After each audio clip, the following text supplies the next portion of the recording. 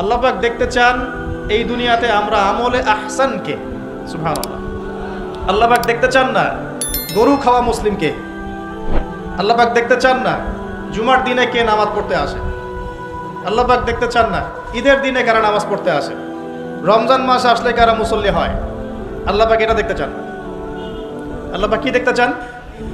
আমলে আহসান। আহসান হতে হলে কি গতানুগতিক মুসলিম হলে চলবে না শক্ত মুসলিম হতে হবে? কোনটা? মুসলিম এখন বাংলাদেশে মোটামুটি দুই প্রকার। একটা হচ্ছে সুবিধাবাদী মুসলিম, আর একটা হচ্ছে প্রকৃত মুসলিম। সুবিধাবাদী মুসলিম কেমন? নামাজও পড়বো, সুদও খাবো, আমি যাকাতও দিব, এদিকে ঘুষও নিব।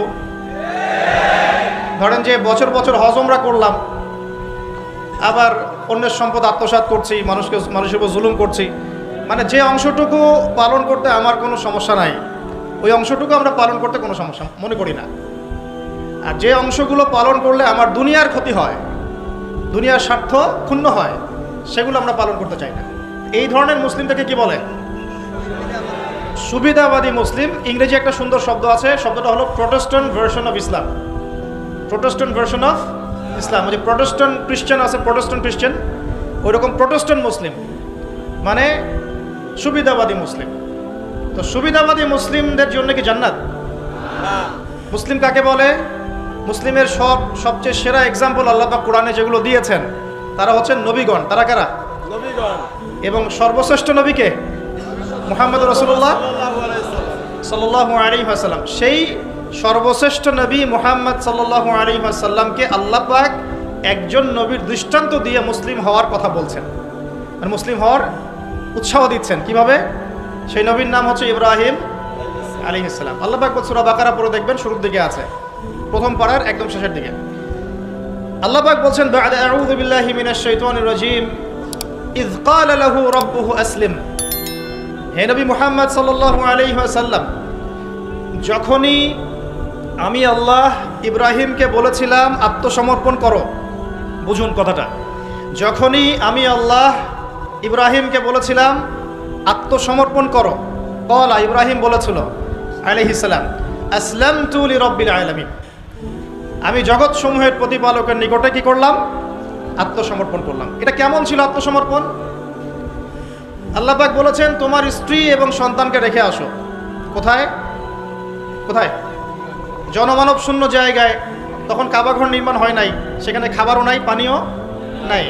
ইব্রাহিম আলাইহিস সালামকে বলেছিলেন যে আল্লাহ আপনার এই আদেশের পিছনে যুক্তি কি, দর্শন কি, বিজ্ঞান কি?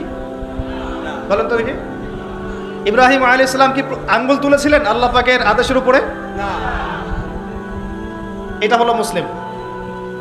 বলেছেন সন্তান বড় হয়েছে, ফালাম্মা বালাগা মাআহু সাইয়া, যখন বাচ্চা দৌড়াদৌড়ি করতে শিখলো, মানে দৌড় দিতে শিখলো বাবার সাথে, তখন তিনি বলছেন, ক্বালা ইয়া বুনাই, হে আমার সন্তান, ইন্নী আরা ফিল মানামি আন্নী আযবাহুক, আমি স্বপ্নে দেখেছি আমি তোমাকে জবাই করছি। ফানজুর মাযা তারা, তোমার কি রায় আমাকে বলো। সন্তান ইসমাঈল বলছেন, ইয়া বাতি, হে আমার বাবা, ইফআল মা তুমার, আপনাকে যে আদেশ করা হয়েছে আপনি তাই করুন। সাতাজিদুনি ইনশাআল্লাহু মিনাস সাবিরিন, ইনশাআল্লাহ আপনি আমাকে ধৈর্যশীল পাবেন। এই যে বাবা ছেলে, এটা হলো মুসলিম, এটা হলো ইসলাম।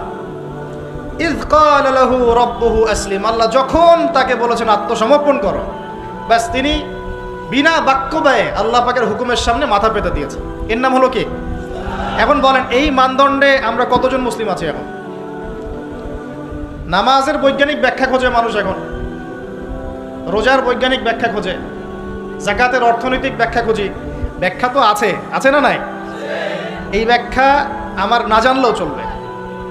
ব্যাখ্যা আছে, ব্যাখ্যা মিলতে পারে, আবার আমার মানে সংকীর্ণ বুদ্ধিতে নাও আসতে পারে। তো আল্লাহ পাক হুকুম করেছেন, বাস যথেষ্ট আমার জন্য। আল্লাহ পাক হুকুম করেছেন তাওহীদ শিখতে হবে, শিখব। আল্লাহ হুকুম করেছেন 5 ওয়াক্ত সালাত পড়তে হবে, পড়তে হবে। আল্লাহ পাক হুকুম করেছেন যদি আমাদের নেশাব পরিমাণ সম্পদ হয় যাকাত দিতে হবে, বাস দিতে হবে। আল্লাহ পাক মা বোনদেরকে হুকুম করেছেন বালেগা হয়ে গেলে কি করবে? বালেগা হওয়ার আগেও পর্দা করার সিস্টেম আছে, মানে চর্চা করতে হবে। মা বোনদেরকে পর্দা করতে বলেছেন, ব্যাস পর্দা করতে হবে। আল্লাহ পাক বলেছেন সামর্থ্য হয়ে গেলে হজ করো। আল্লাহ পাক আমাকে আপনাদের সবাইকে হজ করার তৌফিক দান করুন, হজ করবে। আল্লাহ পাক বলেছেন যেখানে জুলুম হচ্ছে একে প্রতিহত করো, করতে হবে। প্রতিহত করার অর্থ এই নয়। প্রতিহত করার অর্থ কি? প্রতিহত করার কয়েকটা অর্থ থাকে। সামর্থ্য থাকলে হাত দিয়ে, সামর্থ্য থাকলে কি দিয়ে? আপনার কি সে সামর্থ্য আছে? ব্যাস নাই। ওয়াইল্লাম ইয়াস্তাতি, যদি না পারো ফাবি কি লিসানিহি, ফাবি লিসানিহি, জবান দিয়ে কথা বলেন। আপনার কথা বলার স্বাধীনতা নাই? আছে তো? সত্যি আছে? মাশাআল্লাহ। আচ্ছা, তাহলে জবান দিয়ে বলবেন। তাহলে কি বলবেন? জবান দিয়ে বলবেন, যতদূর পারেন বলবেন। আর ওয়াইল্লাম ইয়াস্তাতি, যদি এটাও করতে না পারো তাহলে ফাবি কলবিহি, অন্তর থেকে ঘৃণা করো। ঘৃণা কি আছে? ওয়াবিযালিকা আদআফু মিনাল ঈমান, এটা হলো ঈমানের সবচেয়ে নিচু অংশ। এরপরে ঈমানের কোনো অংশ নাই। মানে অন্যায়, অবিচার, জুলুম, পাপাচার দেখেও যাদের মনের মধ্যে ঘৃণাও আসছে না, আমরা আর মুমিন নাই। সত্যি কথা এটা, এটাই সত্য কথা। আমরা মানি আর না মানি, আল্লাহ পাকের শাস্তি আসার আগেই তওবা করে ফিরে আসা উচিত। আল্লাহ পাক তৌফিক দান করুন। তো ইসলাম বোঝাচ্ছিলাম যে দেখুন, যখন আল্লাহ পাকের যে হুকুম চলে আসবে তার সামনে আত্মসমর্পণ করার নাম কি? ব্যাস, এই হলো ইসলাম। এখন বলেন সত্যিকার অর্থে আমাদের সমাজে এই সুবিধাবাদী মুসলিমদের সংখ্যা বেশি না প্রকৃত মুসলিমদের সংখ্যা বেশি? আল্লাহ পাক বলেছেন আমাদেরকে প্রকৃত মুসলিম হতে। আল্লাহ পাক দেখতে চান, এই সৃষ্টির উদ্দেশ্য কি? আল্লাহ দেখতে চান সবচেয়ে শ্রেষ্ঠ মুসলিম কারা। সুবহানাল্লাহ, সুবহানাল্লাহ। আল্লাহ পাক আমাদেরকে শ্রেষ্ঠ মুসলিম হওয়ার তৌফিক দান করুন। এখন এই কাজটা তো সহজ না। কাজটা কি সহজ? কাজটা কিন্তু এত সহজ না। তো কাজটাকে সহজ করার জন্য আমরা আল্লাহর তৌফিক কামনা করি। আল্লাহ পাক আমাদের সবাইকে তৌফিক দান করুন। সর্বপ্রথম আল্লাহ পাক আমাদেরকে দান করুন আল্লাহ পাকের রহমত। আল্লাহ পাক আমাদেরকে দান করুন আল্লাহ পাকের মারেফত, আল্লাহ পাকের দ্বীনের বুঝ, নেক হায়াতের মধ্যে বরকত এবং সঠিক বেঠিক ভালো মন্দ বোঝার ক্ষমতা এবং হক চিনে গেলে তার উপর অটল থাকার তৌফিক।